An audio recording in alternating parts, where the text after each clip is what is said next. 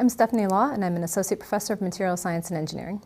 So my research is primarily focused on molecular beam epitaxy synthesis of thin films and heterostructures. So molecular beam epitaxy is a really nice way to create new materials one layer of atoms at a time.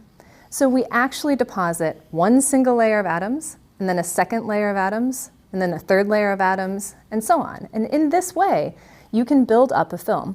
You can sort of think of it like atomic scale 3D printing, where you build the structure you want from the ground up. So of course we can grow new materials by molecular beam epitaxy, but we can also stack different materials together to create multifunctional chips. This is exactly the technology that is used to create chips that are in your cell phones, computers, and so on. My group grows primarily two different types of materials by molecular beam epitaxy. We look at two-dimensional chalcogenide materials, and we also look at 3,5-base semiconductor materials.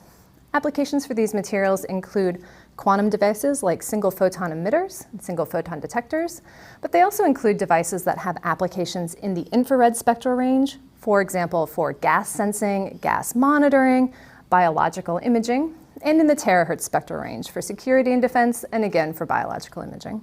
So there are sort of three main reasons that I decided to move to Penn State. The first one was the facilities here for my type of research are absolutely outstanding. So I work over in the Materials Research Institute, and the characterization facilities that they have for my kinds of materials are world-class. I've never seen better facilities at any university anywhere. The second thing was the interdisciplinary research environment here. So again, I work over in the Materials Research Institute, and I have office neighbors from electrical engineering and mechanical engineering, chemical engineering. I work with people in physics, and this interdisciplinary environment for someone like me who does some research that's very fundamental physics, some research that's very device-oriented, for me it's a really nice fit because it lets me do a bunch of interesting research projects without having to be an expert on everything myself. And the last thing that drew me to this area was actually the beautiful scenery here. As I will talk about later, I like to do a lot of trail running and hiking, and the mountains here are really amazing.